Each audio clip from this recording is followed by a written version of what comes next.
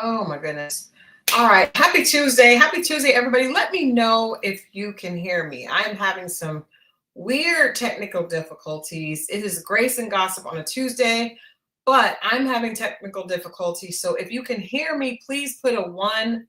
Please put a one in the chat if you can hear me. Please, please, please.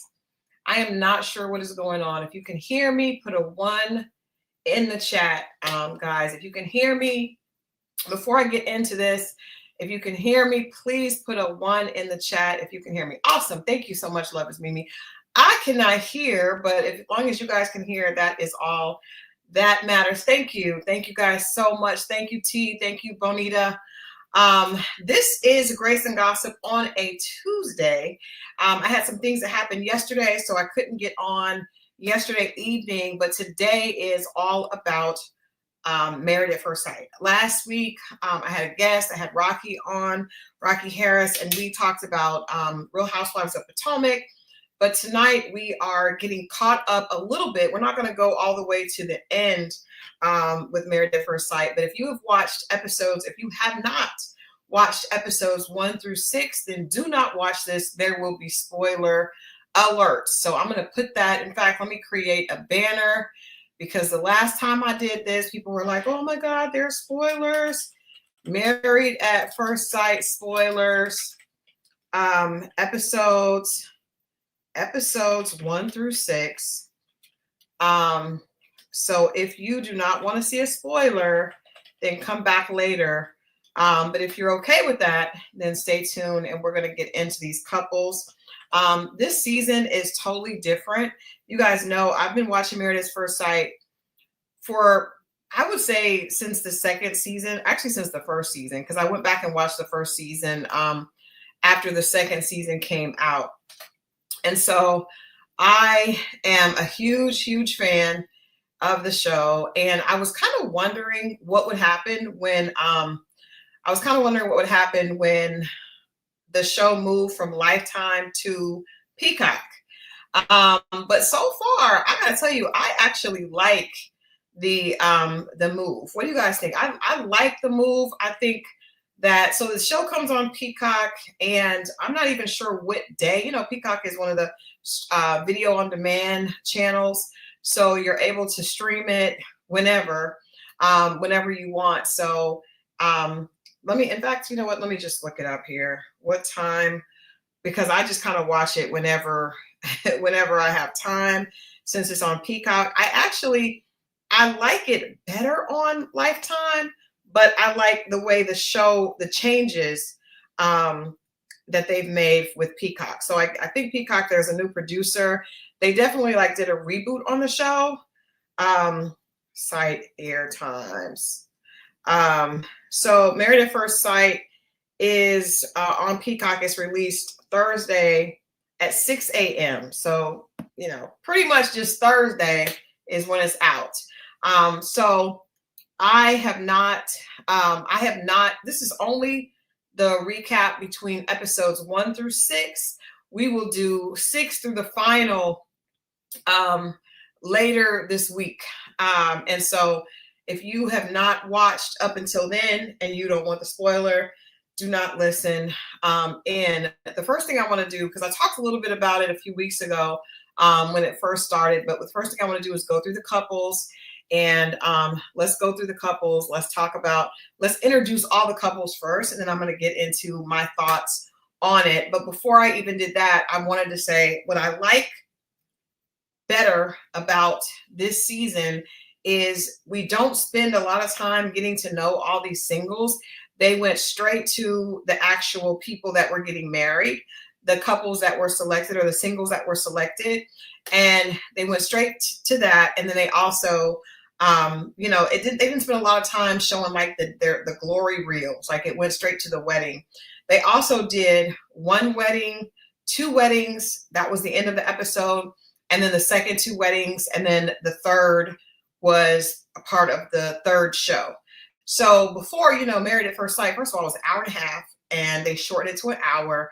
And one of the other things they did, I think is hilarious, is they cut the budget. The budget was cut immensely. Usually the weddings are a little bit more extravagant. These weddings were very simple, and they looked like they were in the courtyard of a hotel. I almost think motel, because the look is very simple. In fact, the hotel does not look like someplace I would necessarily want to go. It looks very simple. It's not extravagant at all. They definitely cut the budget immensely. So you have these couples, they all get married in the courtyard of this basic hotel. The rooms are basic. You remember, seasons past, they would go to these extravagant rooms with, like, flowers on the bed, and it was very plush. None of that. Okay. A wooden headboard, a wooden dresser, a couple of flowers thrown in there, and do your thing. It's definitely not as highbrow as it was in seasons past. So I am assuming that whoever is now producing over at Peacock was like, we're going to cut this fat. We're going to take this show down to an hour, and we're going to cut out some of the fluff, right? Because they don't need the fluff. We just need to get to the couples, focus on the people, not focus on all the extravagance, because that's not keeping people together. All these seasons, we have extravagance and people break up. So with that being said, let's get into the couples that were married this season, the singles, the strangers that were married at first sight. We will start with the first couple that was introduced, which is Josh and Jalen. Josh is a 31-year-old contractor, and Jalen is a 27-year-old realtor. The two of them were the first couple to get married. They were super cute. I'm just going to tell you guys, they are actually my favorite couple, just because I think that they were one of the only couples that were actually ready to get married at first sight. A lot of people this season, as usual, were really not ready to get married at first sight. They might have thought they were, but they were not. I think that one of the reasons that they could be ready to get married at first sight is because they're young and they don't have a lot of history behind them. So Josh is 31. He came from humble beginnings. Jalen is 27 and is a little bit spoiled. She's admitted that her father, and we met her mother and father we met her mother and her biological father in the first episode when they got married. Her father is a former baseball player, so she grew up like a little princess. He had everything she wanted.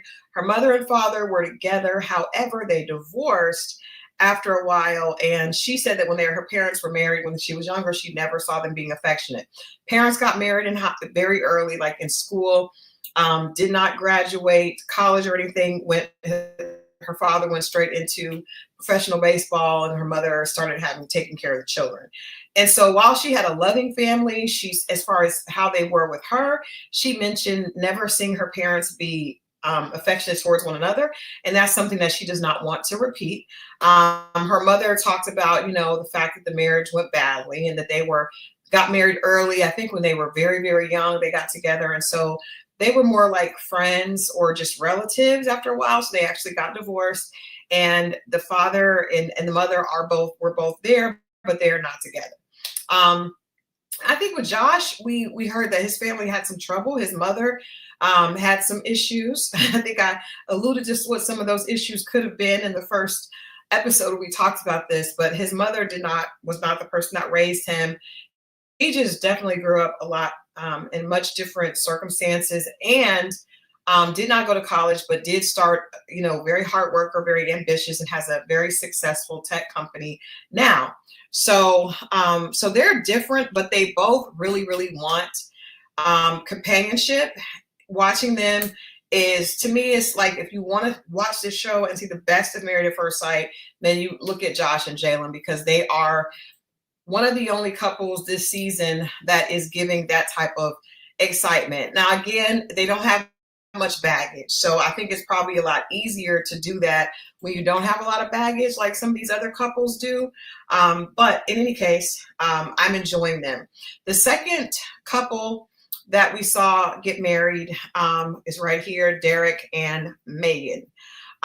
Derek is a 38-year-old chief automator, and Megan is a 37-year-old realtor.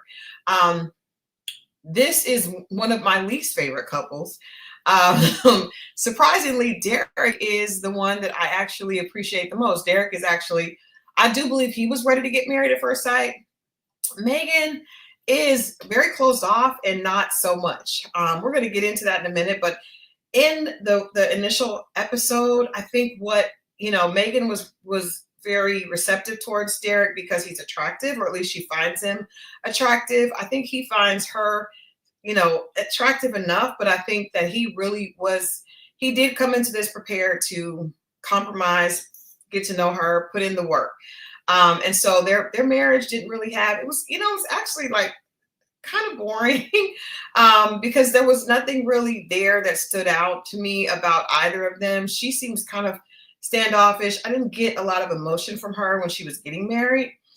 She's very matter of fact, and he was a lot more personable, right? So that was the second couple that we saw get married. Now the next two couples, we're going to go back here to this couple here. I actually think I talked a little bit about Will and Brittany last time. Will is a 30-year-old consultant, and Brittany is a 29-year-old strategic HR business partner. And it's funny, guys, because when I watched their wedding, I'm always concerned. Every season of this show or Love is Blind, I'm always concerned about, is the guy going to be attracted to the girl? Because I feel like with women, there's a little bit more leeway. Like, if a woman is not attracted to a man, but he's, dressed well, he smells good, he's got a good haircut, and he's funny, then you can she may start to grow an attraction for him. But if that man looks down that aisle and he does not like what is coming at him, then there is really no way to start over again. You cannot stop past go. So I'm always interested to see the initial reaction of the groom when he sees the bride. So when it came to Will and Brittany, I do believe that Will is attracted to her. I believe he's attracted to her. I believe that he probably thinks she's attractive. I don't know if she blew his mind, right? I think that she is attracted to him, but she's also very, very closed. And like I said, we're going to get into each of these couples in just a minute. So the two of them, one of the hangups that happened during the reception is her family asked him, specifically her father, was asking him questions. He asked him about his religious beliefs, and that was a red flag for a lot of people on social media. He said that he did not necessarily believe in traditional religion. And then her father was like, okay, but you believe there's a God, right? And he's like, I mean, I don't know. And her father's just like, well, can you play dominoes? And then he's like, no, he can play spades. It did not go well with the family. I don't know if her dad felt like he was a man that he could relate to. I'm going to talk a little bit more about that later. But in any case, that was the third couple that we met. And then the next one was right here. This is Pat and Rhonda. Now, funny thing, the first thing I thought, I don't know if you guys know the actor William H. Macy. Pat looks just like that guy. In fact, I thought it was him. I was like, he looks like, is that actor on Married at First Sight? Did they score a big name actor?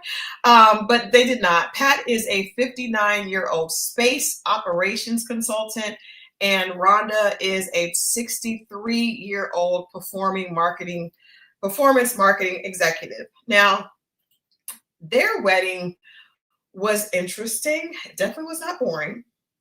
Rhonda has a lot of personality. She wore a red wedding dress. He has a lot of personality. He's a science guy.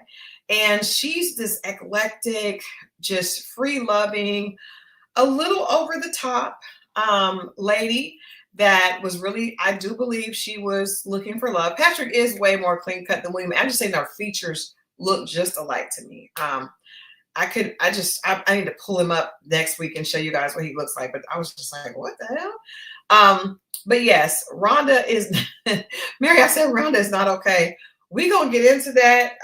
But this is one of my least favorite couples as well. Yes, from Jurassic Park. Yes, he looks like him. Look again. Hold on. Hold on. Let's look at him again. Let me see. There we go. There we go. There we go. Bam. Doesn't he look like him? Okay, that's not a really good picture because he's smiling, but when he's straight faced on, he looks just like him. Rhonda is one of those people that talks like when you first hear her, you will like her. And then the more the show goes on, you will realize the reality is that she is a little bit batshit crazy. Um, but that happens, and she's not the only one. The last couple to get married is was the big surprise this season, and it is Chad and Belinda. Chad is a 54-year-old real estate executive, and Belinda is a 47-year-old aesthetic sales consultant. So makeup consultant, and he's a real estate contractor. 54. I definitely thought he was a little older than that. But I like them. Their wedding was interesting. The thing that stands out is Belinda is Jalen's mom. So they really did something for shock value. Belinda is 47, is Jalen's mom, who is 27. So they are 20 years apart, and they are here on this journey together. It makes it cute. It does make it cute because Jalen is calling Chad dad, and actually so is her husband Josh. It's interesting. But Belinda was the one that we talked about with Jalen, her mom who got married early. Her ex was a professional baseball player, so she had all the money, but she didn't have the love. And so now she is going for love, and she is doing that with Chad. And I think Chad also was in the military. He has a past as well. Now, the thing about Chad is he's been married 3 times before. This is his 4th wedding, and so fourth marriage. He has 1 daughter. His daughter asked him, quite frankly, what was going to make this marriage different. And he suggests that, he figured he's not able to get it right. He mentioned being a big protector, but there's something else going on underneath the still water. Still waters run deep. There's something going on with Chad. And we're going to talk about all the couples, but first, let's go back and talk. I want to talk about them, individually, each couple, by themselves. So let's go back to Jalen and Josh. One of the most interesting things about Jalen and Josh is that they had a conversation like maybe the first or second night, I think the second night of their marriage, and said that Josh said that he wanted, he's a part of a business. He has a business partner, and their business is doing extremely well. And he and his business partner, he says, this is the reason why. We don't know if this is just his way of being able to get a hard conversation approached in a more, in an easier way. But he suggests that he and his business partner had an agreement that whenever they got married, they would get post-nuptial agreements because they don't want whatever happens in the marriage or not to affect their business. Actually, you can't blame him. A really smart move. But he said this to Jalen, and I was just sitting there like, how is she going to take this? Can I say that Jalen's response was the best response I think I've ever heard to that type of conversation? She had no problem with it. She didn't pause. She didn't give him any type of bad negative energy about it. She just said, you know what? Well, my goal is not to be like a housewife only. My goal is to be successful as well. I am motivated by your success. And because I did not get married to live off my husband, I want success for myself. I have no problem signing the prenup. Can we give a hand clap to Jalen? Like, I know a lot of women probably were not okay with that, but the fact that she stated that she has so much confidence in herself, I think it was really, really admirable to see. Good for her, and especially being 27 years old. You got to remember, it's easy for her to feel like that, probably more so than someone else, because Jalen grew up privileged, right? So when you've grown up, you don't have a scarcity mindset. You don't think something may happen and I may not have it. Now, I'm not saying it's not smart to be concerned and be careful, but I'm saying that a lot of women look at the man as their sole way to become successful. Like they see him as the career, they see him as the goal, as the end goal.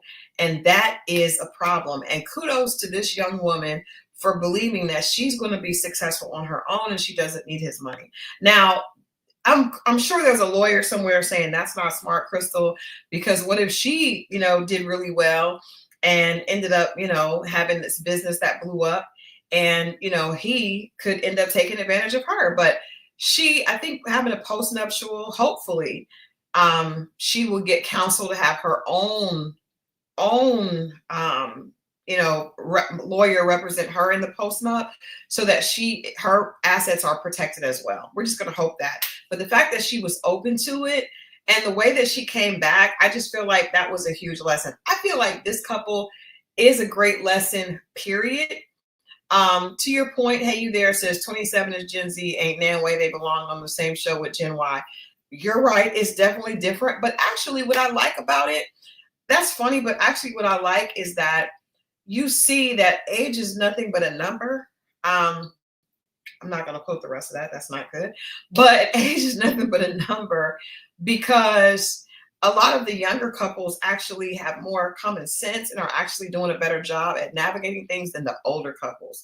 And I think when you look at, Jalen and Josh, who are 27 and 31, as opposed to 63 and 59 over here with Pat and Rhonda, you see a lot more maturity on, Jalen and Josh's side. So I don't think age is necessarily indicative of wisdom. And I think you can learn from everybody. So I actually like the fact that they have these different ages. It makes the conversation interesting.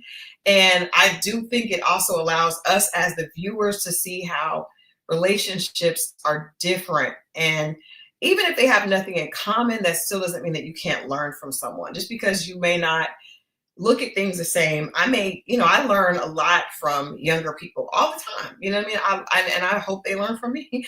But I think that there's always an opportunity to learn. And I think the perspectives are, they come from the generation, they come from the culture in which you were born into. So I think that millennials, they are different. I mean, they're different because of who they were born to. I know for me and my daughter, I actually know that a lot of the belief systems that she has, for instance, my daughter is, she's a DJ. That's her job. Like I still came from the generation where if you told your parent you wanted to do something that artistic, and how do you get paid being a DJ? Like, what are you going to do? But because she was born to me and not my mom, I was like, well, okay, well, how do we do this? Let's find ways to do it. You know what I mean? And so I think that depending on the generation in which you were born is how you have your outlook. And so even that response from Jalen saying, I'm going to make my own money. I don't want to stay home and just be a stay-at-home mom. I want to take care of my children, but I actually want to have an amazing career that my husband supports me in. I thought that was amazing. And I think that the older generation can learn from that type of confidence. Now, obviously, what you're going to be able to do with your life at, 27 opposed to 63 is a huge difference. So I'm not saying, trust me, I'm well aware the opportunities to 27 and the opportunities to 63 are worlds apart, but I think you can still learn. From people. So anyway, that's really all I had to say about Josh and Jalen. I like the fact that they both were really ready. I do think that Jalen has a much stronger personality than Josh. I think he could be a little passive aggressive just because everything that she says she wants, he agrees to. But he did bring up the prenup, which I appreciated. They had a conversation about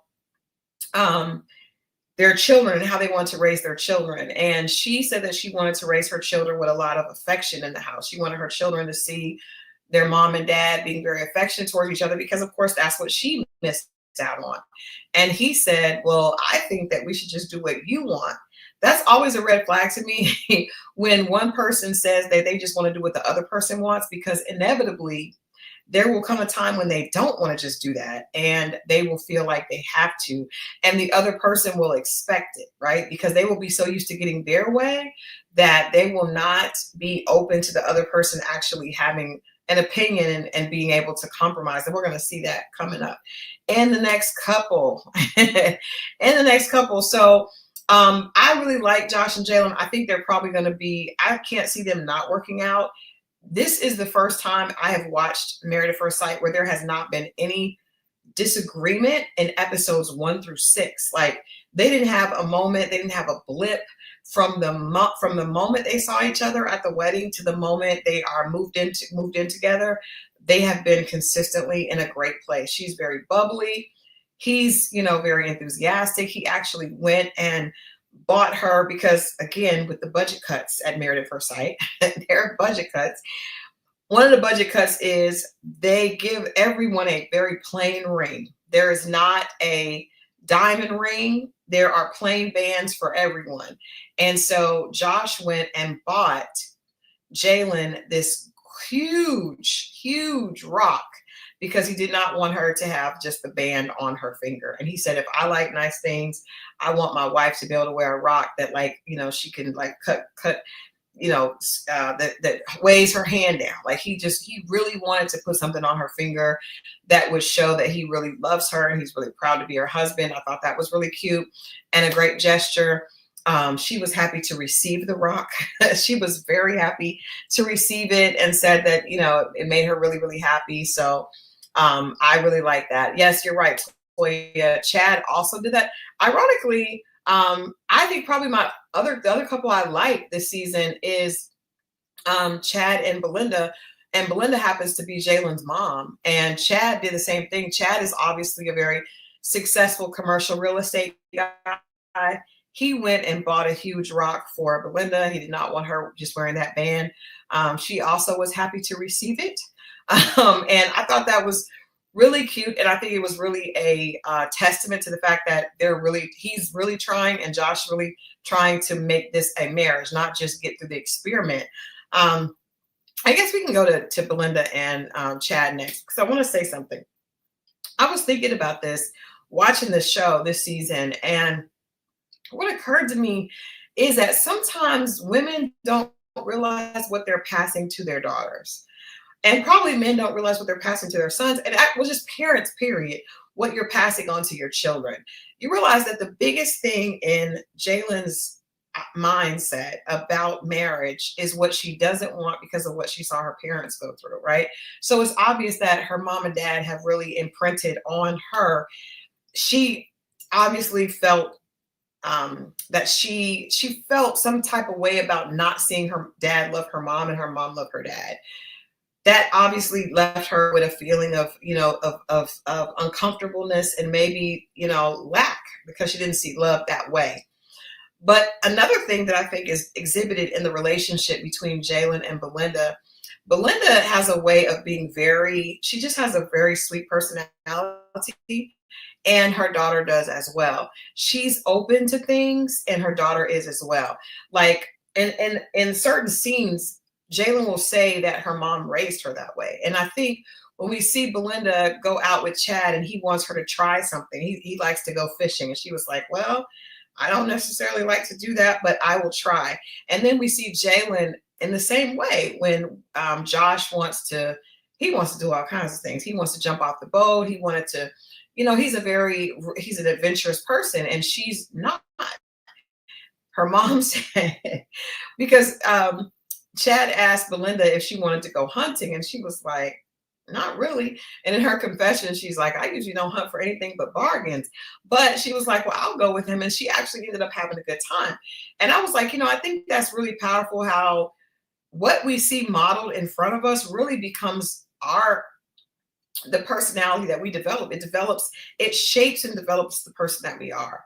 And it made me start to think about what things I saw from my grandmother and my mother, and what things my daughter saw from me. And so I think that we all have to realize, yes, we go into relationships with our own issues, but we also go into relationships with the issues of our parents, the issues of whoever raised us, the issues of with of whoever raised them, because one of the only things that Jalen has said that she wants to make sure she does not do in her marriage, the only negative thing that she's seen in her marriage is that she doesn't want someone that is not affectionate towards her and that they're not in love.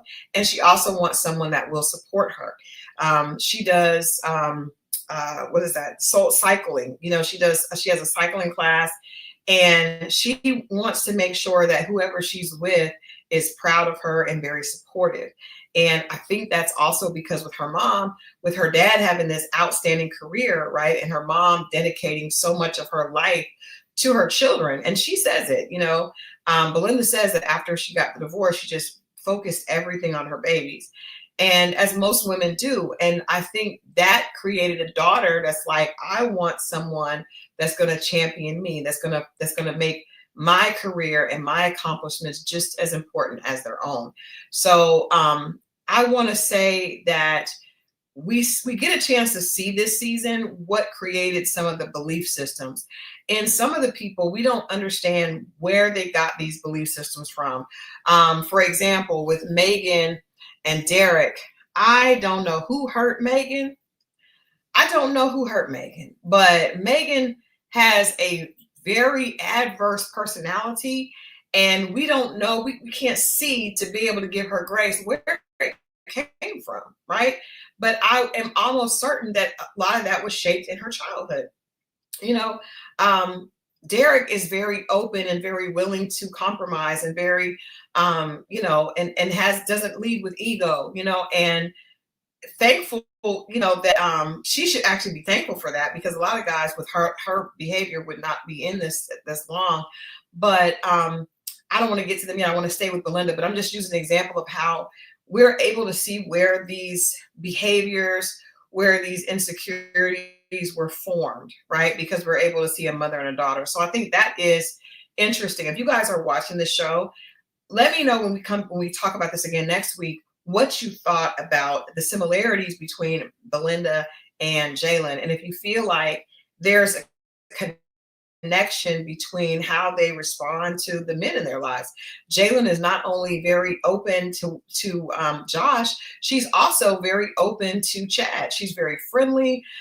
She doesn't seem to have any type of hang-ups when it comes to her mom. She wants her mom to be happy.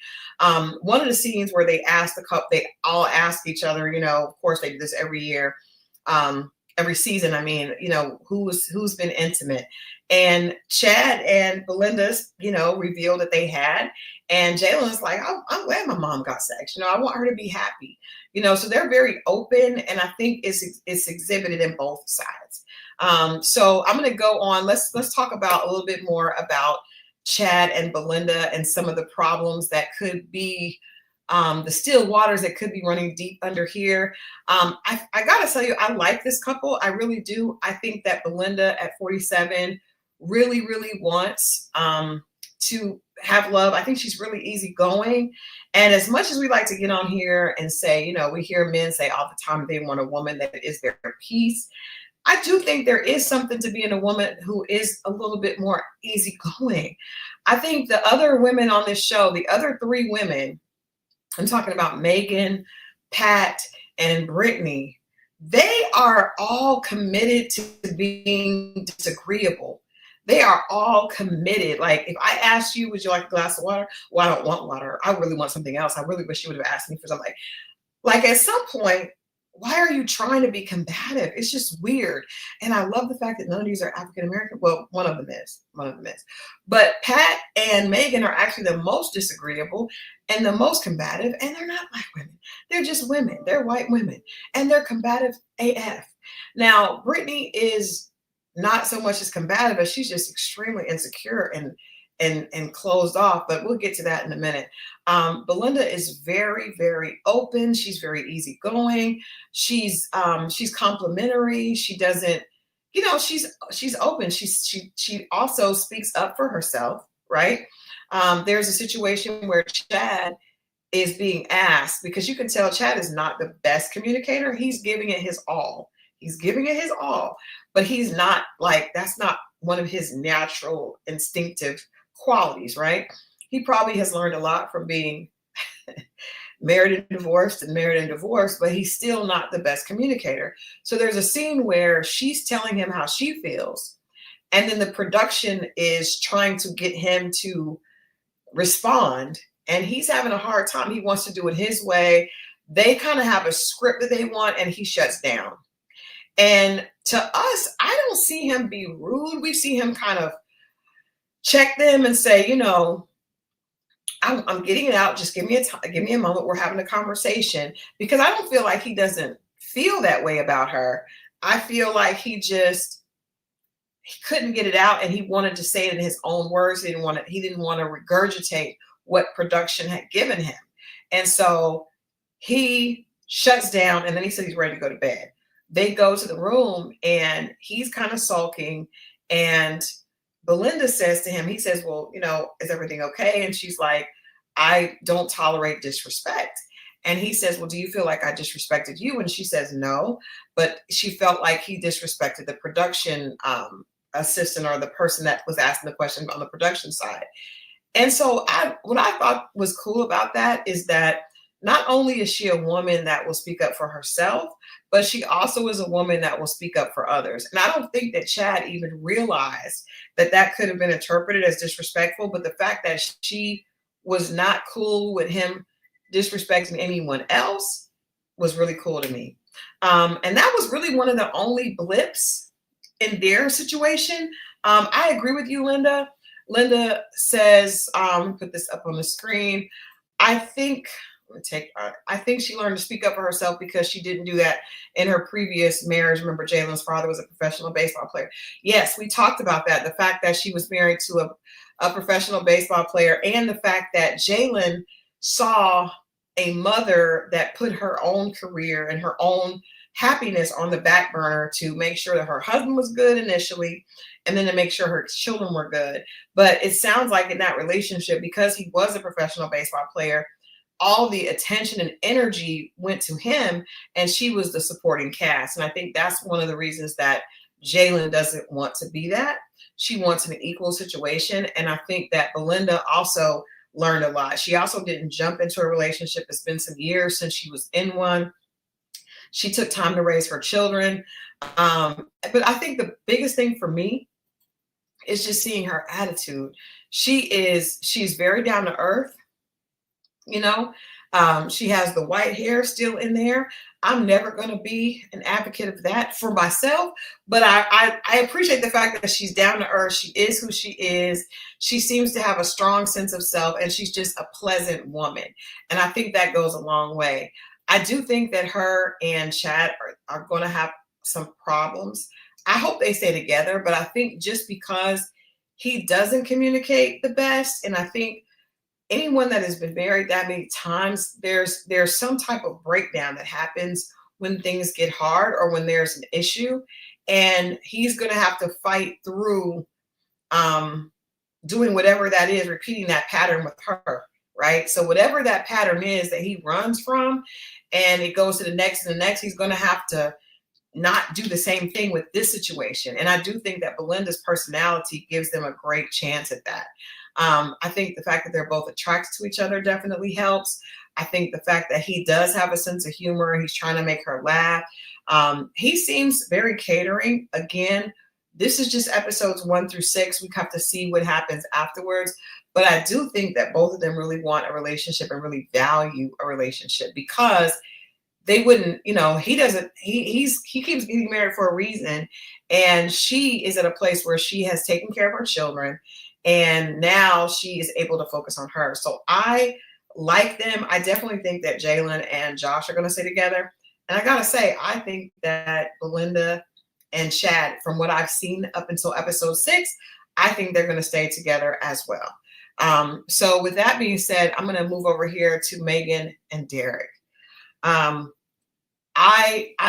There's these last 3 couples are probably at a tie for my least favorite, but I think Megan may be the most, just because she doesn't seem to have much of a personality, or she doesn't show much of a personality.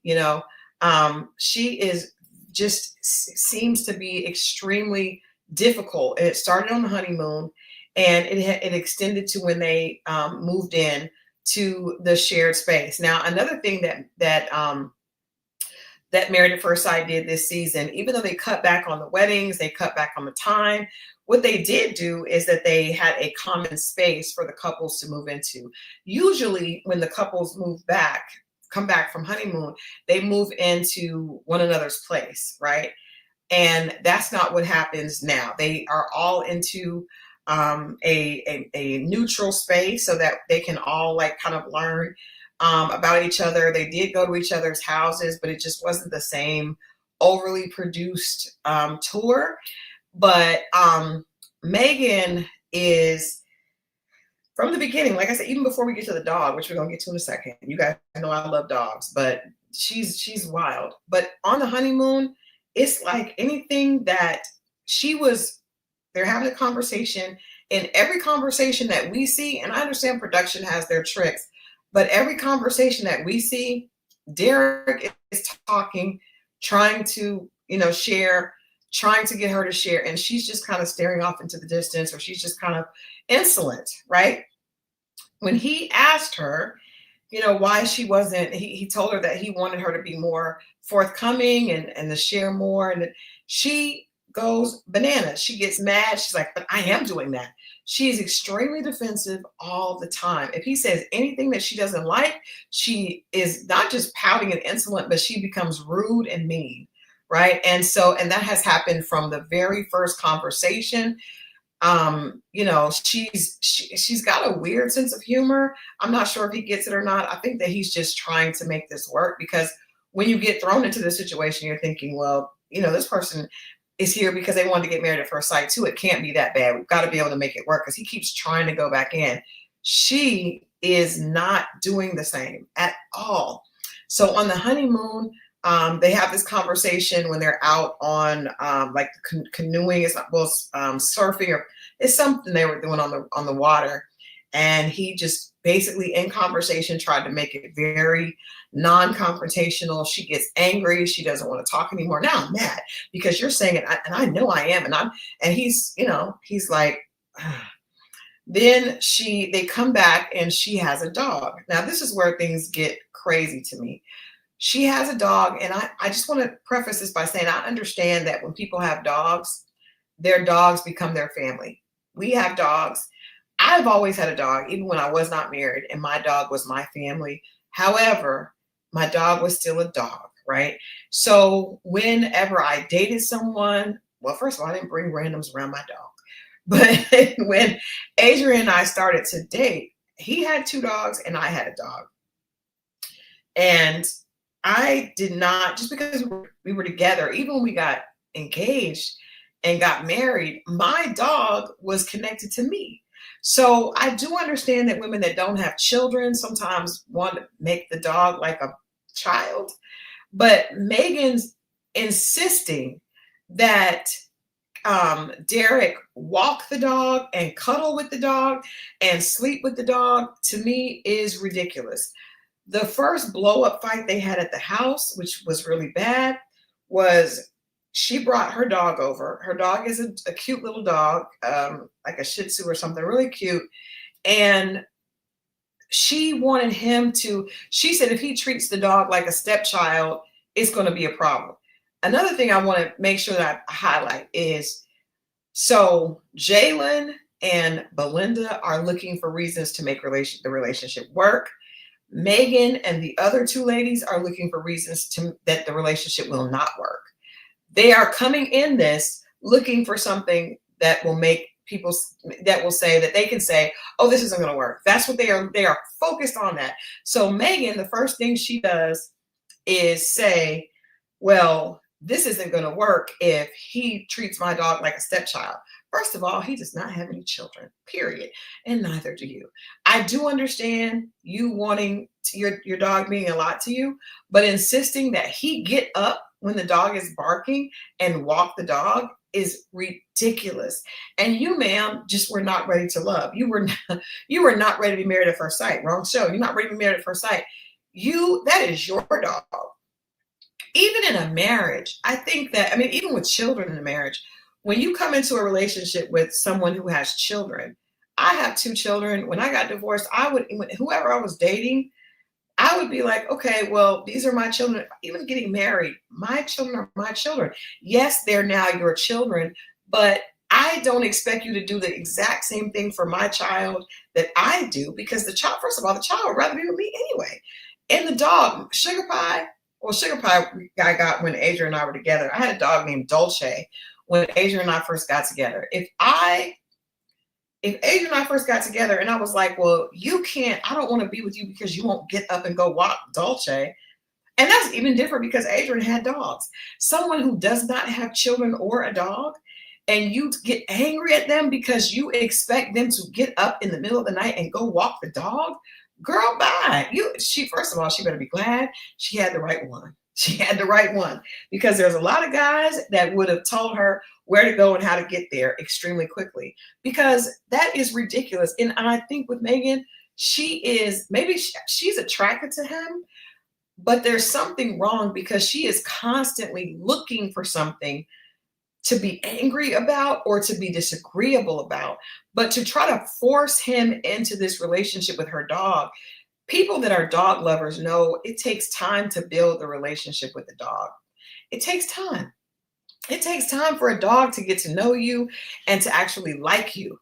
It does not happen overnight. The dog has to get used to you. The dog has to start to, let their guard down over time. Perfect example, Belinda has a dog, a standard poodle or a doodle type dog, and Chad does not, or he does. I think he just didn't bring the dog to the house. Her dog is barking at him, and she's like, that's just how the dog is. But she's not trying to force the dog on Chad. She's allowing them to kind of get to know each other. Megan wants Derek to cuddle this dog after not having any dogs or any children. This is freaking ridiculous. This chick is not she's not ready to be in a marriage at all. So when he brings up the next day that he felt like it was unfair that she got, that she wanted him to walk the dog. And he said, well, maybe I thought we were going to walk the dog together. First of all, I'd have been like, you walk your own dog. But he said he was willing to walk the dog with her. His problem was he did not understand why he had to walk her dog by himself after just meeting the dog. She still gets upset and says that, she doesn't understand why he's feeling like that. And she doesn't want her dog. She doesn't want someone that's going to make her dog feel uncomfortable. And then he says, well, I feel like I've been doing a lot of compromising and I haven't. And then he said, well, can you name one thing that you've compromised on? And she cannot name anything that she's compromised on. And then she goes in the bathroom and comes out and says, I'm sticking here and you don't even put the toilet seat back up. Girl, at that point, I was like, you know what? I'm politely going to disengage from Megan because putting the toilet seat up is, have you dated? Have you dated? Because that is the lamest comeback. He has come to her about communication issues. She's got angry and then he acquiesces. She comes to him about the dog. He says, well, maybe, I didn't understand. I will try to, I'll walk the dog if that's what makes you happy, as opposed to saying, you know what, maybe I'm being a little out of, maybe I'm doing a little bit much.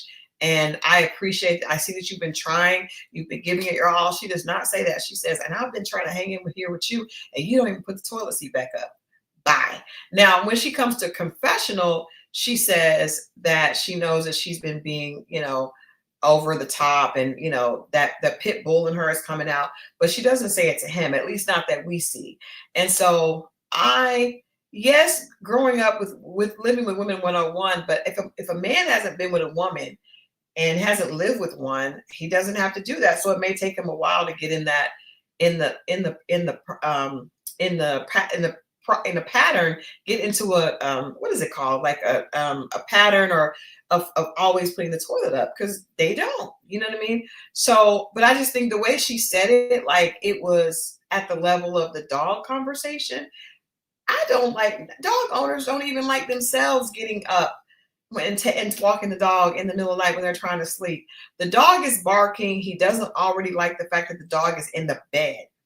To me, if you have a husband that does not want the dog in the bed, the dog should not be in the bed. The dog should not be on the bed. Like, you can't expect him to sleep with the dog if he's not used to that, or if he doesn't want to do that. There's some people that don't want dogs in the bed. But she didn't even give him an option. She was just like, this is what I do. She sleeps in the bed and basically forgets you. She does like chastising him, but I don't even think it's chastising. She just is very condescending. She's very demanding, and she's very rigid, and she's not pleasant at all. She does not, you don't really see Megan smiling or laughing. She tells people that he's hot, and I think that's the reason that she's with him, but she's going to lose him because she does not treat him well, and she's just not pleasant. She's not even pleasant to watch.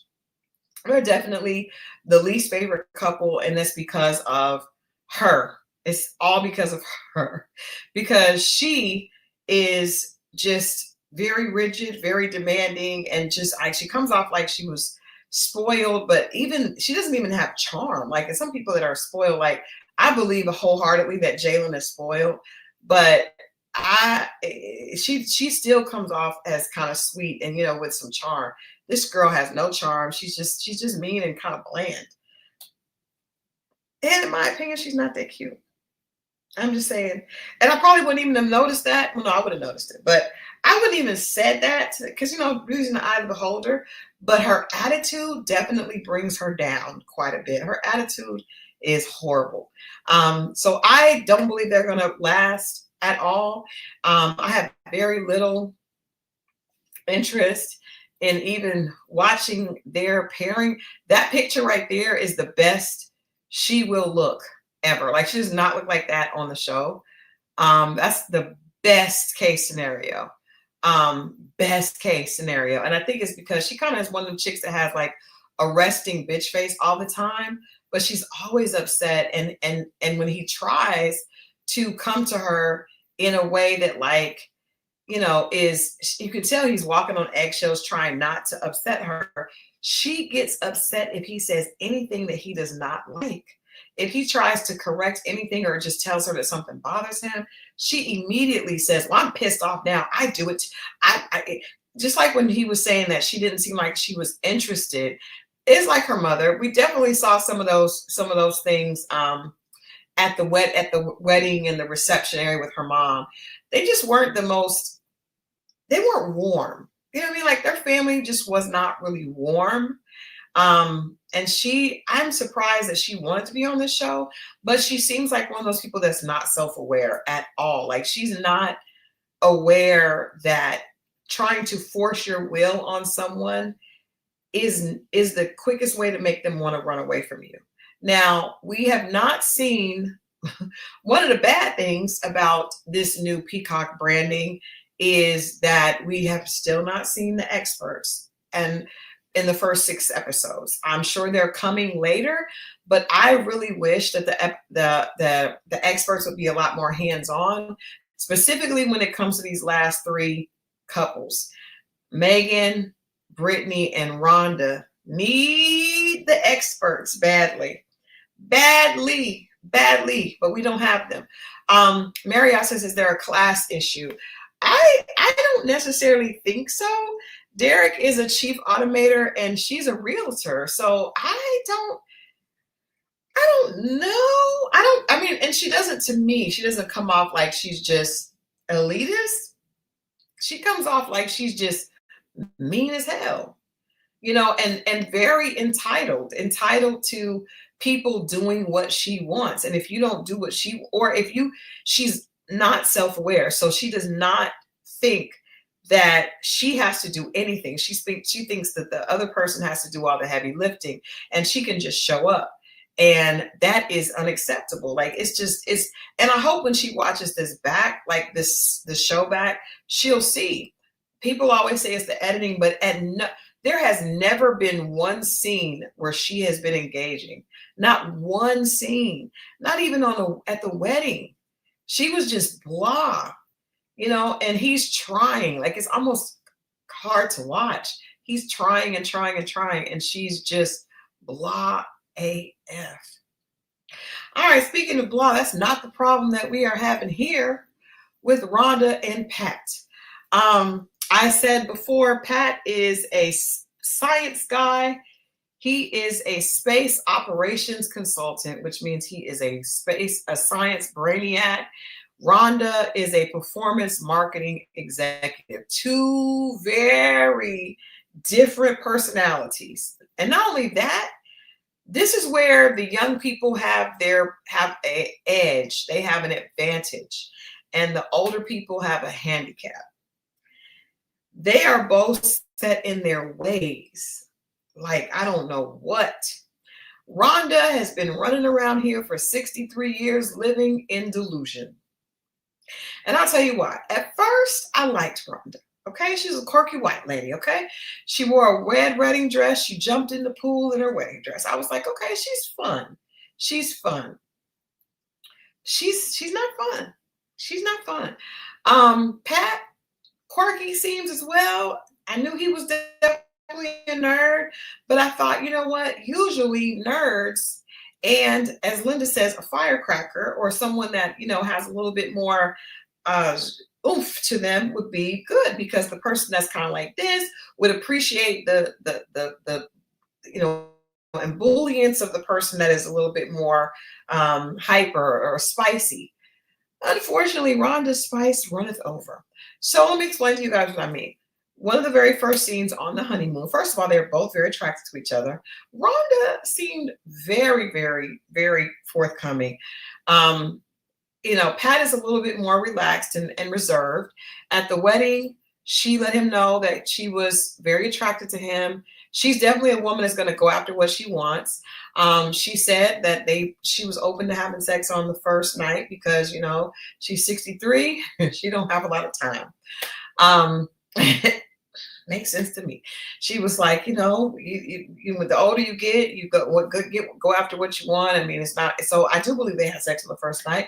The attraction is not a problem. Where the problem comes in is, like I said, Rhonda has been living for 63 years to the beat of her own drum. And she expects whoever she gets with to march to that same beat. Pat is not marching to that beat. Pat is full of himself and a little delusional as well. So they're having a conversation. Pat is talking about himself. He is not interested in Rhonda. He just wants a wife so he can tell her about himself. He's just going on and on about how wonderful he is and all the things that he does and all the things that he's done. And she's just sitting there listening, and she's getting angrier and angrier and angrier.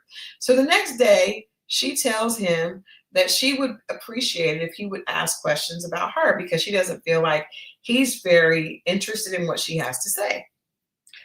Pat takes it like a champ. He wants to do better, but unfortunately, even in that conversation, he doesn't really know how. So she tells him one thing about her. He immediately comes back and starts talking about him. She checks him again.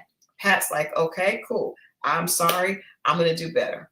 That wasn't bad. I thought, okay, look at Rhonda. Rhonda knows how to communicate. She takes up for herself. I want to tell you guys that in the next 4 episodes, Rhonda is fussing at Pat about every single thing under the sun. They have, you know how men get irritated when a woman says, we need to talk, or can I ask you something, or can we talk about something? That happens every episode at least twice with Rhonda and Pat. Rhonda is not, as she said, that she felt like she was being smothered. She said that wasn't Pat's fault. It was the fact that she's on this show and she's used to being by herself and she needs some alone time. And then he says, okay, that's fine. I probably need some too. And then she says, you have to. We both have to have our independence. Okay, cool. Then she doesn't like how he approaches different situations with their communication. She has to bring it up. They get back from the honeymoon and then they go into the house and Rhonda still has problems. Pat says that, he would look forward to them moving in together. And Rhonda says that she's very concerned about that and they need to have a talk about it. every time Rhonda has a talk, it is pointing something out in Patrick that she does not like. Hey, you there, you are 100% right. You are 100% right. She is one of these hardcore, she says Rhonda's been a third wave feminism, been through third wave feminism, and she ain't going back. She is not. She is not. And unfortunately, Pat is clueless. He's just hanging on for the ride, but eventually it's going to get on his nerves because everything is a issue. I have never, when guys would be like, oh my God, we have to have another talk. There is not, I don't know what they did on the honeymoon besides have sex and uncomfortable conversations. That's it. That's it. That is all they have done this entire time is have conversations, not just uncomfortable conversations, conversations where Rhonda is telling Pat that she does not like something that he does or he needs to do something different. Now, what's interesting about Rhonda is she is also very unaware. Very unaware. And I say that it's different than the way Megan is, right? Because she's a lot nicer and actually more fun than Megan. Megan doesn't ever let loose. Like even when they were on, oh my God, when they were on the canoes, Derek tried to she fell into the water. He tried to get into the water too. She was like, oh, I didn't expect you to do that. She's just not fun. Rhonda's fun. In fact, Rhonda probably would be better with just a guy that she was just having fun with. I don't know about a marriage. I think Rhonda would be great if it was just a guy to have fun with and kick it and, get busy every once in a while, give me some stuff I want. I don't think she really wants to live with someone. Another issue they had on the honeymoon is she found out that Pat had been in a relationship 6 months prior to coming on the show. Now, I'm not going to lie, that would be a little bit concerning for probably most women. Now, some women would have been like, well, it's okay because he's with me now. Other women would be concerned like, is this a rebound, right? Instead of just saying, I'm just worried, are you sure you want to be in this situation? Or do you think you were just trying to get over your ex? She starts being judgmental, standoffish, and it becomes a big thing. Then they have to have another conversation. I'm telling you, I now have empathy for my husband and men that are always like, oh my gosh, she wants to talk again. She wants to talk again.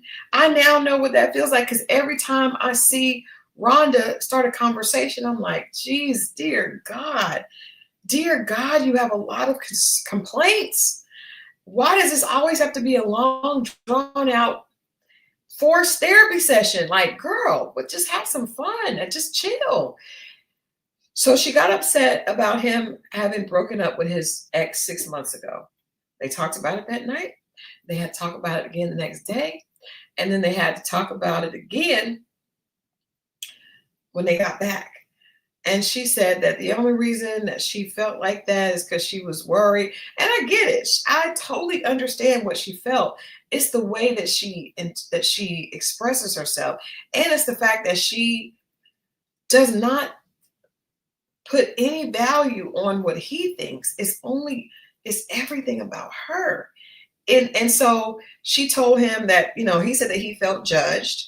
He's being a good sport. He felt judged because of his past, the fact that she got, she reacted that way.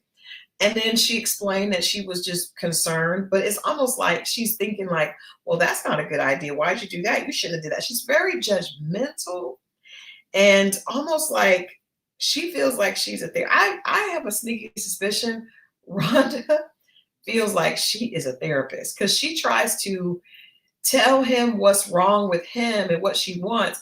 The difference, like I was saying, I got off track. The difference between her and Megan is Rhonda says, I'm trying to make this work. I'm committed. She says that all the time. So it's just like, I'm committed to making this work. We're going to be okay. But then she takes him down a annoying conversation. But she does say that she's committed. So it's like on one side, you're like, okay, she's fussing, but she's trying to work through it, right? Because anytime you're with somebody, you have to work through it. but she talks so much. And there's always so many issues that she wants him to fix. And it's only been 6 days. What is going to happen in 2 or 3 months? He's going to be hanging off a balcony somewhere. He's going to be headed to space himself because it's just too much. And yes, hey, you there. She's doing this at 63, which means she has time. She has time. Most people, the older they get, they're like, you know what? They know how to pick their battles. Rhonda is picking every battle. She's picking every battle. She wants to pick at him about every battle, but then she also wants to, it's fine. I'm not going anywhere. I believe in us. So I just wanted to talk to you about what you did earlier. Like, girl, at what point are you just going to be like, you know what? Let us get a little bit of time. Can we have a week go by? I'm not saying that she should accept big things. What I'm saying is that Rhonda is taking us through a dissertation of therapy, and it's only one-sided. It's not, you know what? She doesn't really see how she could be wrong. She did say that she was insecure about him in the past, because technically, if you come on Married at First Sight, you come on there without reservations about the person. You come on there to marry a stranger that the experts have decided is best for you. If that person got divorced or broke up with their past 2 days ago, really, that has nothing, because you agreed. That's why I say people are not really ready to be on Married at First Sight. And then she says, well, I have a lot of concerns about us moving in together. I have concerns about you moving in with me or me moving in with you. Either way. And I'm not really ready to get into that tonight, which lets you know it's going to be another long, laborious conversation. We are tired, Rhonda. We are tired. The public, we're tired. We are tired of the conversations. We are tired of you pointing out every flaw, every new flaw that you find in Pat.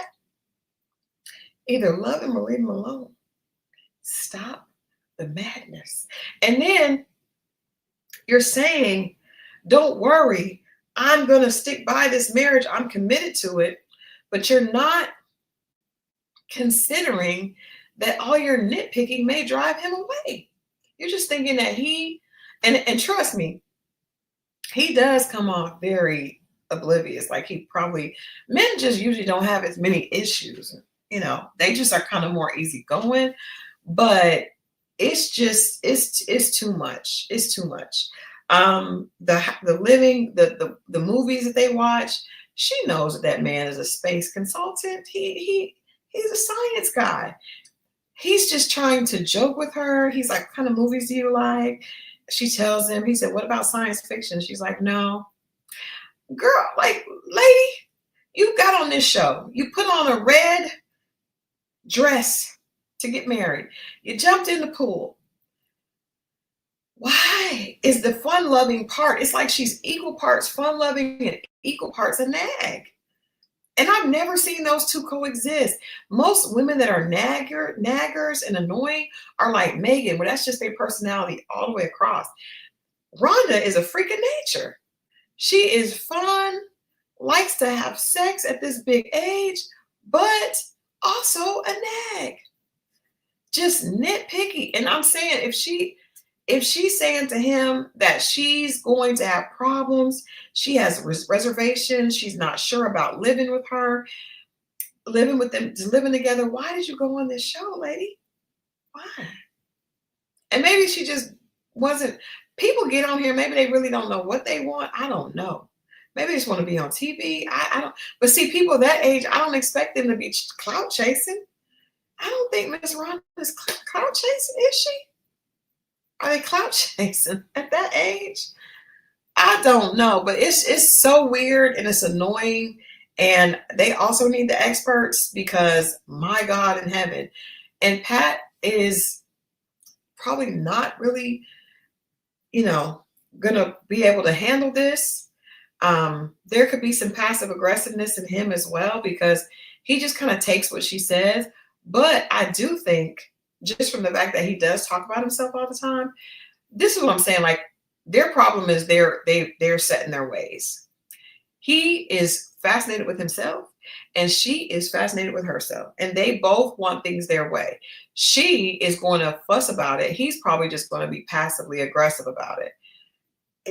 I no, this is not a good golden situation. I'm gonna tell you guys, I watched The Golden Bachelor, and I should have talked about that show because there was a very important lesson in that show. And I think that Pat and Rhonda need that lesson. Like sometimes the lady that won on The Golden Bachelor, Peg, she was just fun.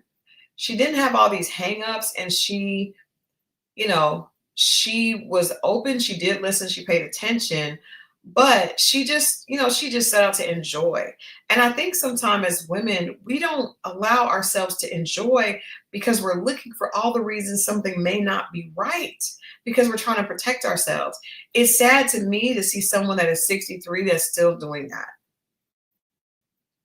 Not that it's sad because, it's sad because I know that so many people go through hurt, but you think at a certain age, you just learn like, okay, if I want to take a chance, I've got to take a chance, right? But to still be holding on to, this narrow-minded view because you don't want to allow someone to hurt you, you don't want to really be vulnerable, is kind of sad to see someone doing at 63, right? Because it's like you're trying to force him to do exactly what you want because you don't want to get hurt. You can't do that. Or if you want to do that, don't go on Married at First Sight. Do not, because you're not going to be able to protect yourself. You've got to go with the flow or you're going to end up effing it up. And when I tell you Rhonda is she is bound and determined to F this up.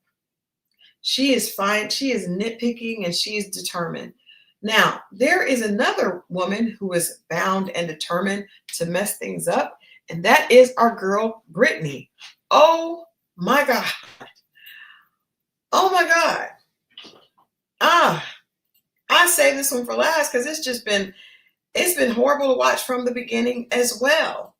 Chocolate Drop earlier in the broadcast said, why do they keep choosing these average looking Black women to be with above average looking Black men? I don't agree with that. I think that they're both attractive. I think they're both attractive people. I think they're attractive young people. Lord, Will is a 30-year-old consultant, so he's a baby. Josh is 31, Will is 30. But Will does come off as a lot more immature. And Brittany is 29-year-old strategic HR business partner. All right, let's get into the problems. Now, I mentioned at the wedding that Will acknowledged that he does not really ascribe to religion. And he told her father that he doesn't necessarily know if there's a God or not. That was a huge red flag. The problem with Brittany is she doesn't really say much. We don't know what Brittany believes in. We do know that I think she's cute, and she has her own home. And as a real estate, and she's 29. She says she's very proud of having her own home at 29. That is a big deal, and kudos to her. She seems like she has her business together. However, Brittany does not know how to communicate, and she is extremely insecure.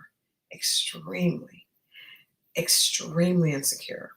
So every single thing that Will does, she automatically, it causes some type of trigger for her insecurity, right? So they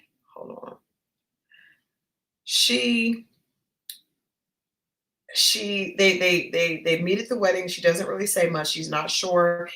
The thing is, you can tell with Brittany, she's not sure if he's attracted to her, right? So she's very kind of standoffish, and you can see it in her posture. You guys watch her posture. She's like sitting like this. She's just very insecure, and that could be from the cameras. That could be from her own experience. But it's hard to watch, and it's hard, obviously, for Will to be in a relationship with her.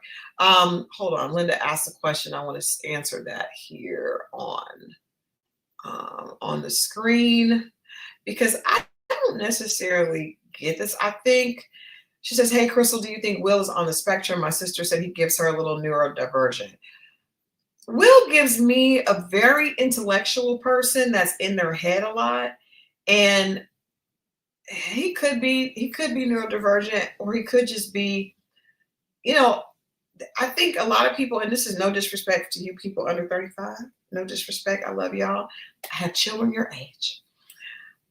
But a lot of them are not the best communicators in person. They are used to communicating on their phones. They're not really great, actually, like real conversations. I think Will is trying, or was trying. I would say was trying. Um, but I think Brittany is very difficult for him to connect with.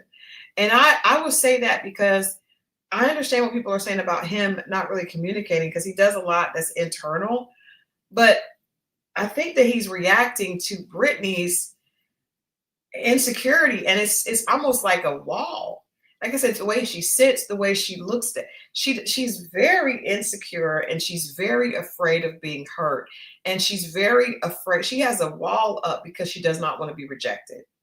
So the honeymoon night, she's very, and I get it. There's a difference with our culture. Like, I'm not going to just put out what we're doing or whatever.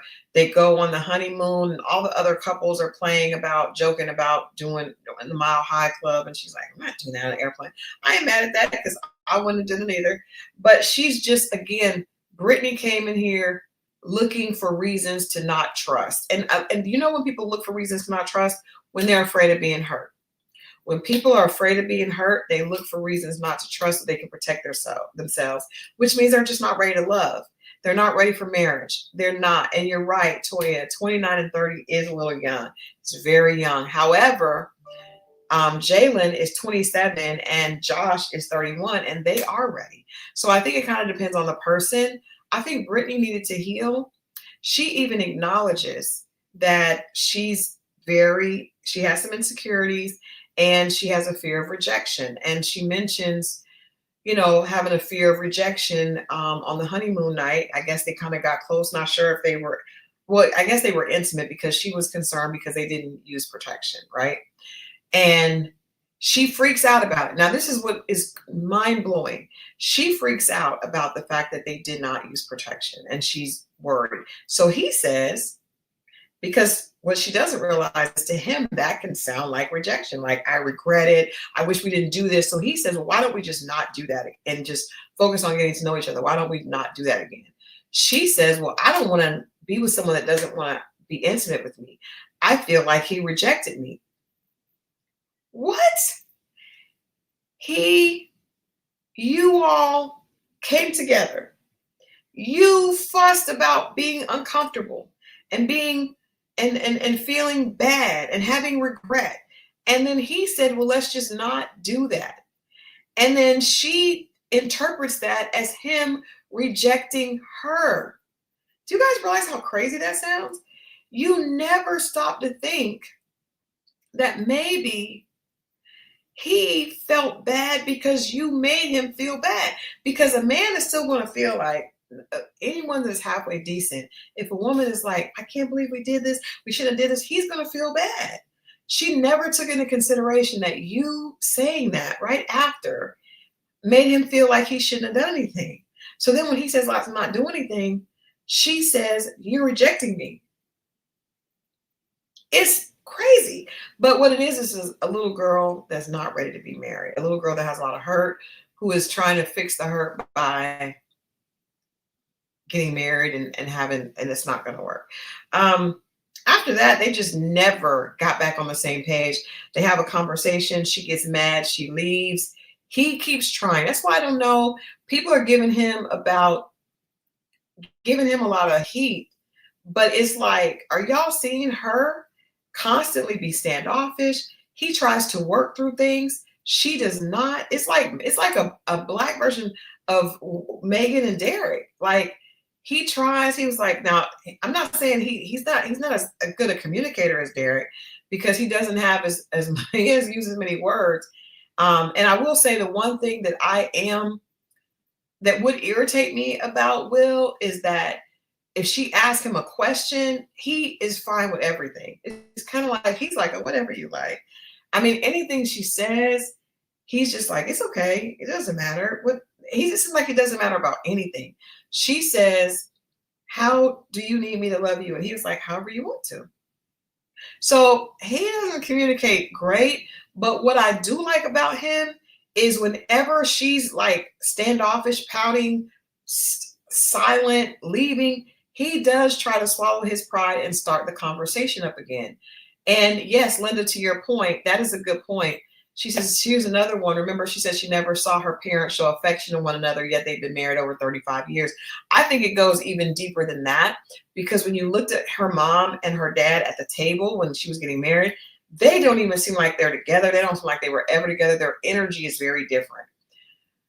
I think that Brittany is dealing with being afraid of a man not accepting her for herself, right?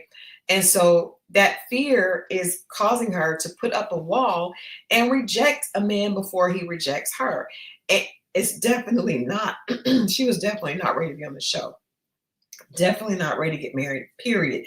Even a normal courtship would probably be difficult for her because she has some things that she needs to heal inside. She's not confident in herself. It's like she's asking him for validation and he doesn't know how to give her that because they've just met. And it's there's a scene where she is not speaking to him because they keep having arguments. They argue more than they do anything. They're not having sex anymore because she made up a big deal. And then she's arguing about that. She's arguing about the fact that she asked him something and he doesn't answer the way she wants it. So they sit on the bed and he comes over and asks her for a hug. And then he gives her a kiss on the top of the head and she melts down a little bit. But she's just it's like she wants him to say, to make her feel valid, but he doesn't know what she wants. So it's just, it's hard to watch. It's hard to watch. She's upset all the time. Brittany is upset all the time. Now, I do want to point out, I was a little concerned about, that. That shirt. I understand this generation is different. And they like to, they don't have gender roles when it comes to clothes. I do understand. But I don't understand why he would have on pearls around his neck and a pink lace shirt. Now, if hey, you there, if you anyone that's younger in the chat can let us know what this is about, what this movement is about. I understand that you guys do not like the roles. The roles are very adverse. My son tells me all the time he does not, and he is definitely, his pronouns are him, he, but I'm just saying. He's telling me to not be judgmental and da-da-da-da. I get it. He gets fussed at me all the time. However, I'm going to make a judgment call. What in the hell is happening right now? It's the dangly earrings. It's the pearls, the fake pearls at that, and pink lace mesh with hair coming through. That is a bit diabolical. So I don't know if that irritated her. That would have made me standoffish. I would have been like, I don't have anything else to say today because I have made the wrong decision in joining this show. I couldn't really focus on the conversation because of that. I was like, that's a whole nother problem. Whew. But Brittany didn't mention that. She didn't even mention that in her confessional. And I'd have been all over that in my confessional, all over it. Yeah, I don't know about that. Y'all let me know what y'all think. I don't know about that. That's a little wild to me. That is a little bit wild. And again, I mean no harm. I mean no disrespect. But that could be Linda. I don't know. Maybe he's but I think he did like her. I think she is so insecure that she is pushing him away. I think she's pushing him away. Now, maybe he was already away because of what he had on. But I'm just saying, if he didn't wear that, if we just saw this version of them, then I would have thought that he does like her, but she is making it hard. And I do think that women, sometimes we have to realize that when you try to make guys jump through hoops, they just won't do it.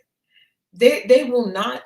Nobody wants to have to prove your love before you even love the person. It's not going to work. It's not going to work. And if everything is a problem and you don't know how to get over things quickly, that's the biggest thing to being know that you're ready to be married. You know you're ready to be married if you can get upset and you can move forward, right? Because the greater picture, the bigger picture is, this is my person, I'm not leaving. So pick my battles, right? Or let me let you know, but let me let it breathe a little bit. Pick. I don't like this. I don't like this. I'm not talking. I'm going to.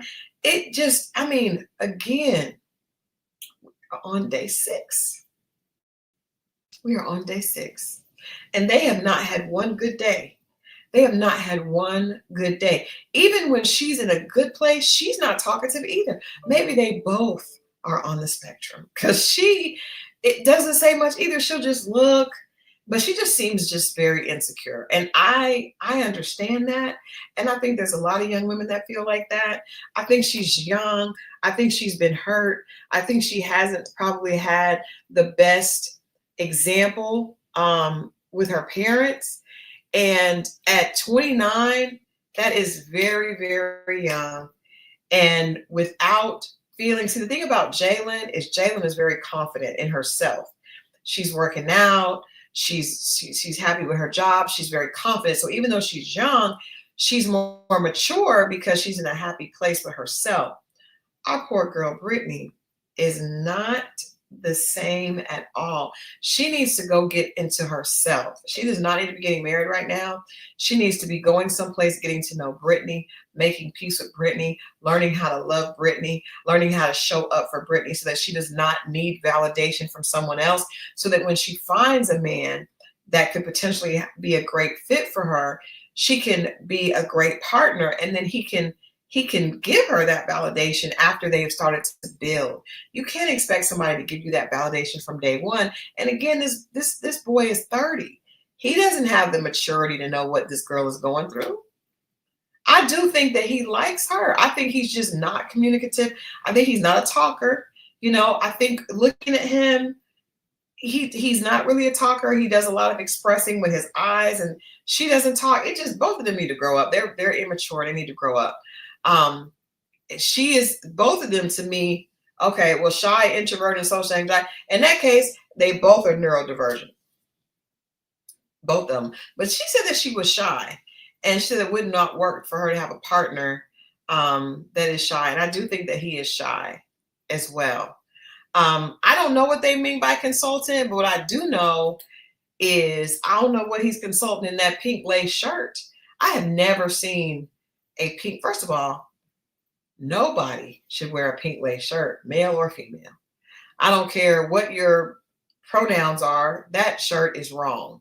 And, well, maybe that's the napkin on his lap. I hope those are not striped white pants, but I hope that's the napkin from them. I don't know what's happening. But anyway, I'm gonna get off the outfit, because I just, that is not appropriate for any pronoun at all. Ever.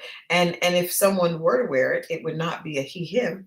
And it would also not be with fake pearls, because that is a whole connotation that I'm not going to get into.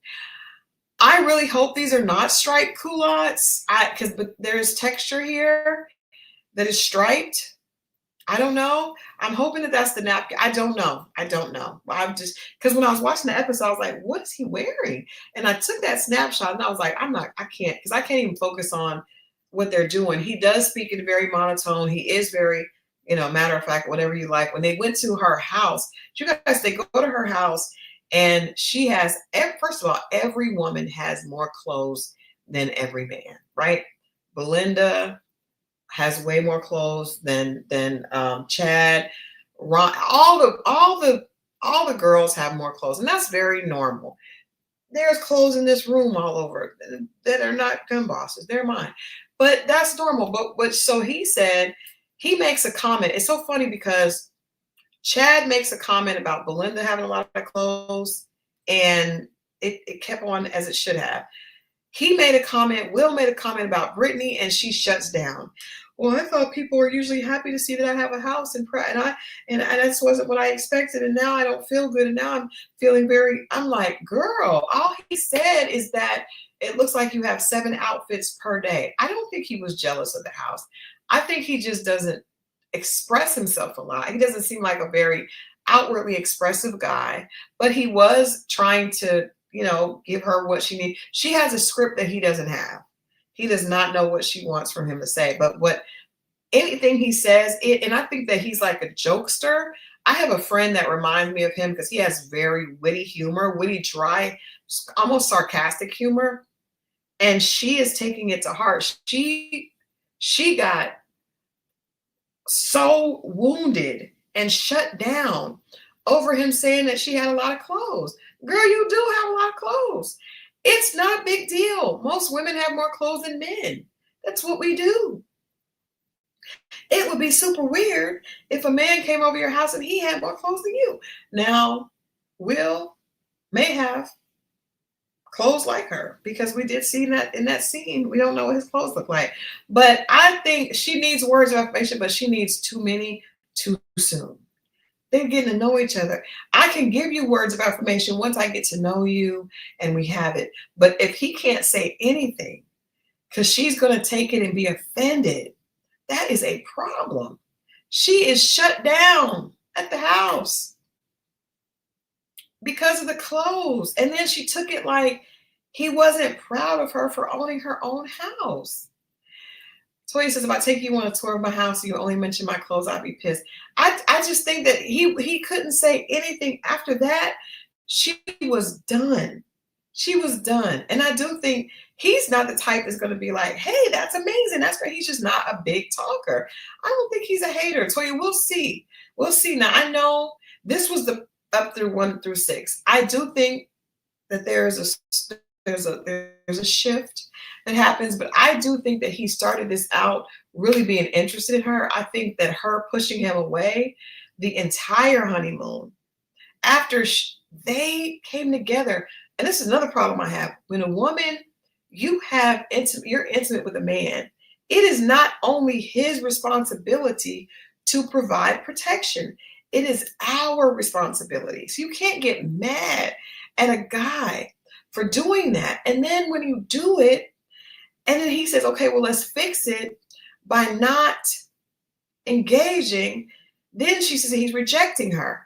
Linda, I understand. Yeah, he mentioned the clothes, but he said that it was like she was bringing 7 outfits per day with them to the apartment.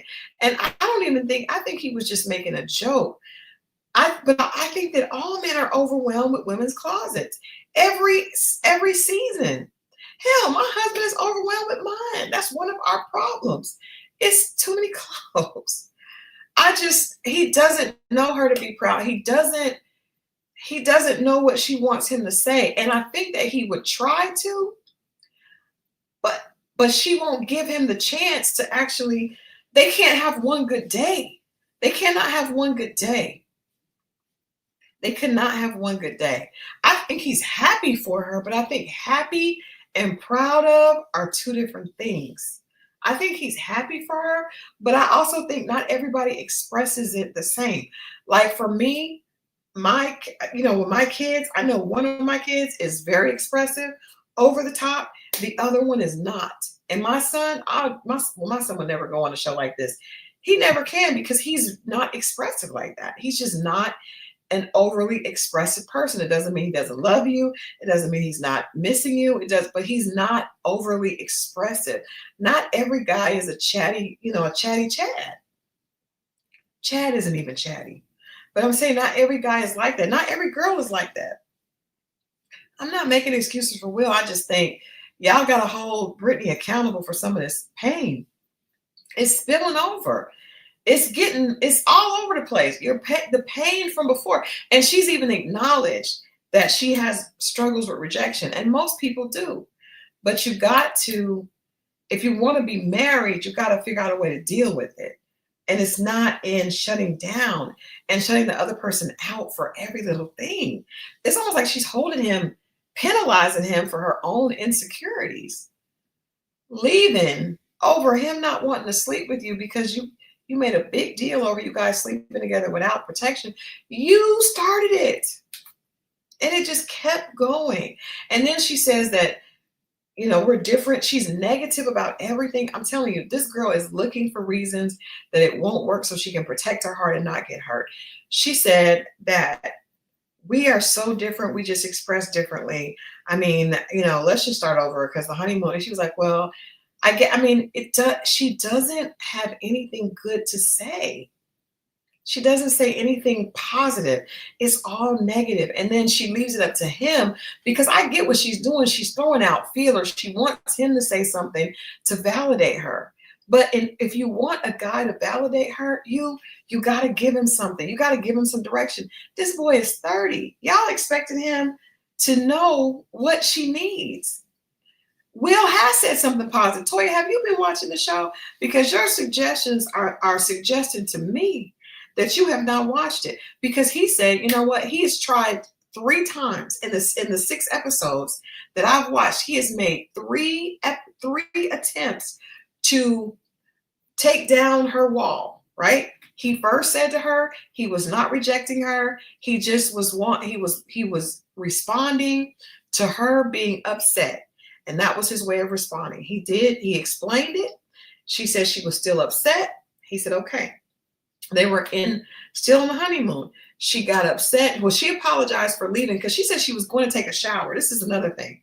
I need y'all to take accountability for this. Okay. So she says she's going to take a shower. She leaves and goes and gets something to eat. Y'all know good and well, if Will had done that to her, if he had pissed her off, if she had pissed him off and he said he was going to take a shower and then he went out of the house and didn't come back. And then she said, I went to get something to eat. If he did that, she'd have been like, why didn't you bring me something?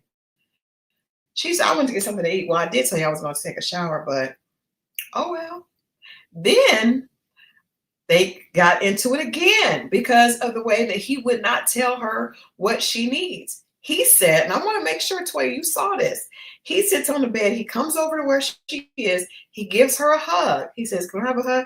He gives her a kiss. And then he's like, oh, look at that. I got a smile. He's trying to get her to stop, to lighten up. Let's stop fighting. Let's turn it around. She gives him a smile. And he was like, oh, I got a smile.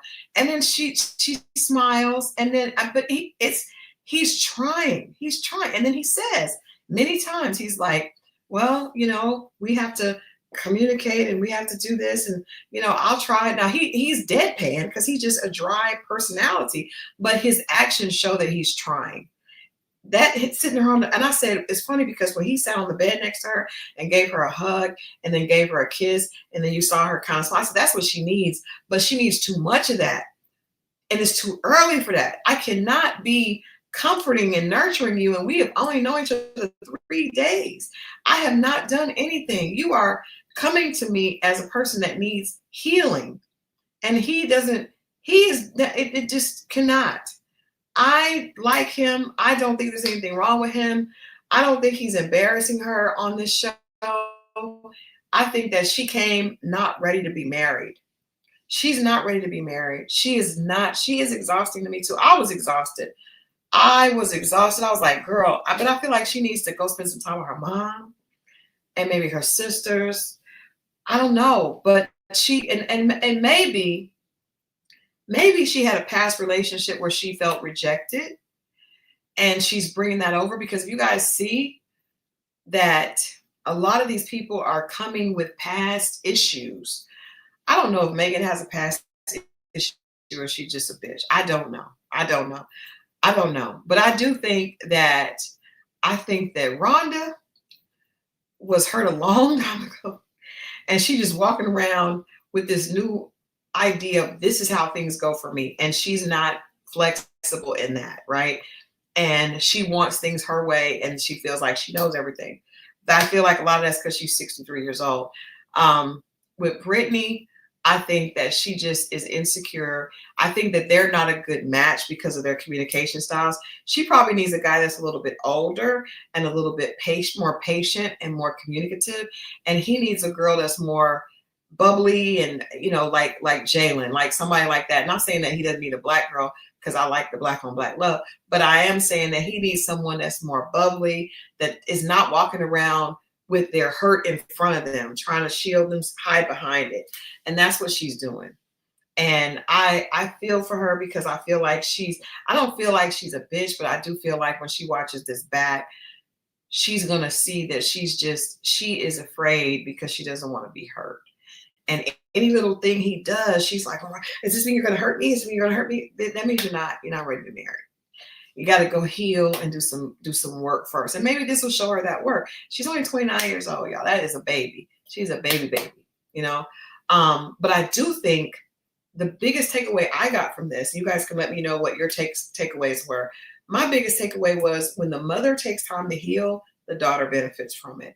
Because I think Belinda, there's a reason that Jalen is young and seems ready to be in a relationship and doesn't have all the negative, baggage, and Brittany does. And I'm not saying that one is better than the other.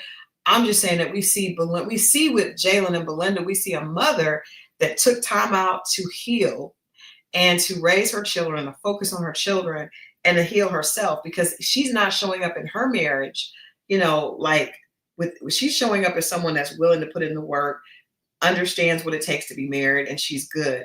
And her daughter has those same qualities. And I think when we see Brittany, we see someone that needs some time to heal and needs some affirmations, and so she can get that strong personality and that confidence. And I wondered, what did I model for my daughter? I know that I stayed single for a long time, but sometimes you can be single and you may not be healing. I think Rhonda is an example of a woman who has been single a long time but is not healed. Sometimes just because you're single and you don't jump right into a relationship does not mean that you've healed. It could just mean that you're single and you've kept other people out, but it doesn't necessarily mean that you have done the healing. So I took that away, and I'm actually going to have a conversation with my daughter, because I'm interested to see what she took away, even if she can see it, because this show, it really highlights where you are when you come into marriage is not the other person's fault. So the fact that Will is not a great communicator and he is very deadpan and dry, that has nothing to do with Brittany, right? The fact that Brittany is very insecure and needs constant validation is not Will's fault. Nothing that Rhonda is doing is Pat's fault, and nothing that Pat is doing is Rhonda's fault. I thought that she did a great job initially having the conversation, but then she continued to nitpick. So you see, oh, this is not really him, it's her. So really, relationships at this level, a marriage, is a reflection of the weaknesses and the faults and the cracks that you have in your own exterior. So there's no way that everything that Brittany is dealing with is Will's fault. It's just not, and vice versa. And I think that this just to me was an example of how we really need to make sure that we do the healing. If you have children, which I did, you really have to make sure that you're cognizant of what example you set for your children, because they are watching what you do, not what you say. So you can say all day, get healthy, have a good sense of self, but they are watching what you do. And then this also reminds me that you don't know how children are going to interpret something. So a lot of times parents, they stay together because they're like, oh, we're going to stay together for the kids. Look at how that affected the time that Belinda did stay with Jalen's father. It was a wash, because Jalen's sitting here saying, I know they're together, but they don't really like each other. I can tell that there's not love there. So that's not a good relationship either. So I just think this was a great eye opener. What are you modeling? Are you ready? Because you can look great. You can be in physical shape. You can be very attractive, but you cannot be ready to love. Megan is ready to get married. They're ready to love, period. Ready to be in a relationship. You're not. If you are not able to be self-aware, if you're not willing to to compromise and to give and take. Relationships are give and take. A lot of times the women in these relationships, they just want to be given to. They want to take, they don't want to give. And I'm just saying, as a woman, I see that, right? A lot of times the men, I don't know, the men are just, there's a lot of bad examples of men, but I see women that are willing to take. They're not willing to reciprocate, right? But you can't do that. I think moving forward with it, wrapping up this episode, or the first 6 episodes, I think that Peacock is definitely done a good job thus far. I think there's some, some tweaks they can make in the process for next season. Hopefully, I really, really hope that we are going to see the experts, but I really hope, and I don't have much faith because they did not, but I really want to see the experts hold these people accountable for what they're doing. Like, are they able to look and have a real conversation with Brittany about how she's sabotaging the relationship? Are they able to do the same with Will and show him that his, bland and vague answers can cause someone to feel insecure, right? Can make someone feel like he doesn't care. It comes off like you don't care because you're so vague. Are they able to look at Pat and show him that there could be a little bit of narcissism there, right? Are they able to tell Rhonda, what the hell, lady? Megan, you're treating him badly. And we did not see them do that last season. The big season with the big mix up with the couple that got David, and that was horrible. And it was because the experts did not step in and say, you're not treating him correctly. That's not right. And so I hope that they do jump in here. Thus far, I'm enjoying the season as far as just the lessons to learn. The only 2 couples I believe will make it will be the mother and daughter, Belinda and Jalen. And I think that's a great lesson. I think that that's not by accident. So that's my tea for today. That's my Grace and Gossip for today, was on Married at First Sight. Tune in next Monday because I'm going to go over the rest of the season. And then the following week after Thanksgiving, we will do the reunion. So I will, that's okay, Linda. We're going to go over them on Monday. I just wanted to do 1 through 6 today. So we'll go through next week. We'll do Decision Day because that's going to air on Thursday. And then the following week we will do the reunion and get into it. But tomorrow night I am back with Mo for Dating Diaries, and we're gonna, do our usual dating conversation. And of course on Friday, it's all about Ready to Love. I posted a clip from my book signing in Detroit. Let me know what you guys think about that if you get a chance to check it out. And tune in tomorrow night at 8. All right, love you guys for watching. Have a great week. We're off to a great week. I had a kind of a challenging Tuesday, but I'm believing that Wednesday is going to be better. I hope you believe the same thing as well. As always, I love and appreciate every single one of you guys for tuning in. Make sure that you like this on the way out. If you're not already subscribed, please make sure that you like it on the way out. Let people know that we had a good conversation, and I will see you guys here tomorrow at 8. All right.